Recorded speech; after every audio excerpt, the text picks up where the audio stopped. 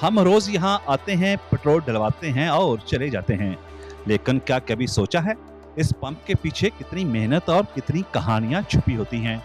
आज हम बात करेंगे एक ऐसे पेट्रोल पंप मालिक से जो सिर्फ कारोबार नहीं बल्कि खिदमत खलक को भी अपना फर्ज समझता है।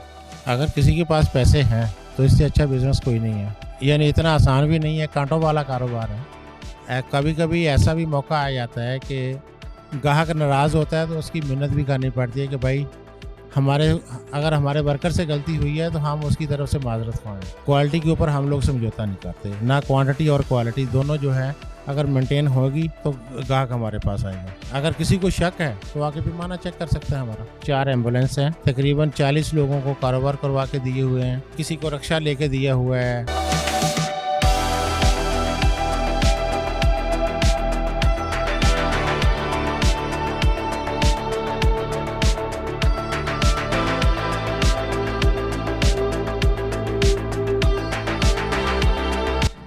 मेरे साथ एक पंप के मालिक यहाँ पे मौजूद हैं, उनसे बात करेंगे कि पंप से वाबस्ता अफराद को क्या चैलेंजेस का सामना करना पड़ता है और इस कारोबार के मौके क्या हैं। सबसे पहले तो मुझे आप अपना तारफ़ कराइएगा और साथ बताइएगा कि आप इस बिज़नेस में कैसे आए।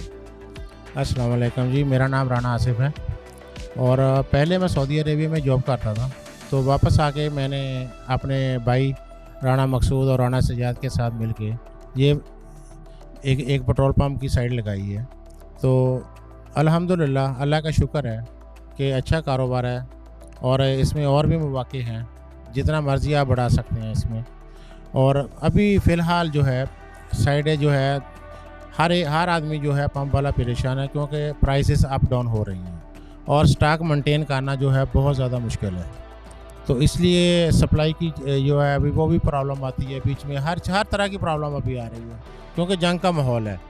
तो इसमें तो कोई भी कुछ नहीं कर सकता, ना कंपनी कर सकती है ना गवर्नमेंट कर सकती है, क्योंकि ये तो पीछे से ये सारी प्रॉब्लम आ रही है। एक इंटरनेशनल सिचुएशन ऐसी है कि वहाँ पे हुकूमत को या पाकिस्तान की स्टेट को अपने डिसीजन लेने पड़ते हैं। बेशक जी, और ये बहुत ज़्यादा प्रॉब्लम की बात है।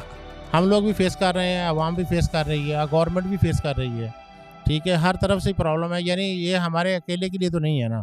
एक कॉमन सवाल है कि अक्सर शिकायत आती है कि जनाब फलां पेट्रोल पंप का जो पेट्रोल है उसकी जो गेज है वो कम है, वो कम यानी कि कहने की बातें होती हैं। आपके इस बारे में क्या कहना है? मैं तो भाई साहब इसके बारे में कुछ नहीं कह सकता, क्योंकि क्वालिटी और कंट्रोल जो है ना वो तो आप आके चेक करेंगे तो तभी है। क्वालिटी के ऊपर हम लोग समझौता नहीं करते, ना क्वांटिटी और क्वालिटी दोनों जो है अगर मेंटेन होगी तो ग्राहक हमारे पास आएगा। वो तो आप पेट्रोल डालेंगे तो आपको पता चलेगा कि हमारा पेट्रोल कैसा है और हमारा जो पैमाना है वो कैसा है। अगर किसी को शक है तो आके पैमाना चेक कर सकते हैं हमारा। राणा साहब, जो नौजवान इस बिज़नेस में आना चाहें, आप उनको क्या तजवीज़ करेंगे? अगर किसी के पास पैसे हैं तो इससे अच्छा बिज़नेस कोई नहीं है, मगर यानी इतना आसान भी नहीं है, कांटों वाला कारोबार है। हर तरफ यानी आदमी सोचे कि हम साफ़ सुथरे कपड़े पहन के जाके बैठ जाते हैं, ऐसा कुछ नहीं है। ये कारोबार जो है ना, अगर अमाउंट आपके पास है, हैंडसम अमाउंट है, यानी करोड़ों का कारोबार है, लाखों का नहीं है अभी। और इस कारोबार में फ़्लो तो है, यानी अगर आदमी बेचना चाहे तो ग्राहक को, अगर आपके ऊपर ग्राहक मुतमिन है तो वो तो आपका कारोबार रन कर सकते हैं। अगर नहीं, फर्स्ट जो है आपको ग्राहक जो है आपका मेन है, अगर वो ही सेटिस्फाई नहीं है ना तो आपका कारोबार फ्लॉप है। कभी कभी ऐसा भी मौका आ जाता है कि ग्राहक नाराज़ होता है तो उसकी मिन्नत भी करनी पड़ती है कि भाई अगर हमारे वर्कर से गलती हुई है तो हम उसकी तरफ से माजरत ख्वाहें। इस पंप में आप फ्यूल के साथ साथ और क्या कस्टमर को जो है वसूलियात दे रहे हैं? अल्हम्दुलिल्लाह जी, हमारे पास टेक शॉप है, उसके अंदर अच्छा सामान है और टायर शॉप है साथ में। अल्हम्दुलिल्लाह यानी एनवायरनमेंट बहुत अच्छा है, रोड जो है साफ़ सुथरा रोड है और सारा जो है ये स्कूल एरिया है। ये आने वाला वक्त जो शेखुपुरा का है ना, इस एरिया का है। उनको फ्यूल की मद में जो है ना कंसेशन की जाए, प्राइस जो है उनकी कमी की जाए, इस पे कोई कभी पेट्रोल डलवाने के लिए आया? जी बिल्कुल, लोग आके पूछते हैं कि वो जो गवर्नमेंट ने सब्सिडी प्रोग्राम शुरू किया हुआ है तो वो आप लोग क्या कर रहे हैं उसके, क्योंकि अभी हमें PSO वालों ने 2 मोबाइल दिए हैं, उसके अंदर ऐप बनी हुई है और गवर्नमेंट जो है اس کے اوپر انشاءاللہ ان قریب جو ہے وہ سٹارٹ کرنے والی ہے، اور ہم لوگ جیسے ہی ہمیں ادھر سے آرڈر آ جائے گا پی ایس او سے تو ہم لوگ وہ سٹارٹ کریں گے۔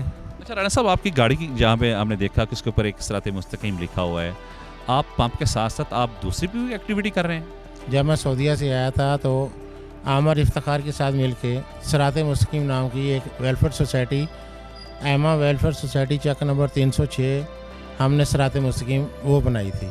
الحمدللہ ابھی ٹوبا ٹیکسنگ میں ہمارے پاس 4 ایمبولینس ہیں، تقریباً 40 لوگوں کو کاروبار کروا کے دیے ہوئے ہیں، اور مختلف یعنی کسی کو رکشہ لے کے دیا ہوا ہے، کچھ لوگوں کو دکانیں ڈال کے دی ہوئی ہیں۔ الحمدللہ یعنی سیلاب پچھلے سال سیلاب آیا تھا، اس میں ہم نے 1.5 مہینہ سیلاب کے اندر بھی لگایا تھا۔ اچھا، یعنی کہ کاروبار کے ساتھ ساتھ خدمت خلق بھی کر رہے ہیں آپ؟ یہ تو ضروری ہے جی، کاروبار تو ادھر ہی رہ جانا ہے، خدمت خلق جو ہے نا وہ تو اللہ اور اس کے رسول کے لیے ہے۔ وہ میری گاڑی کھڑی ہے، اس کے پیچھے بھی فلیکس لگی ہوئی ہے صراط مستقیم کی۔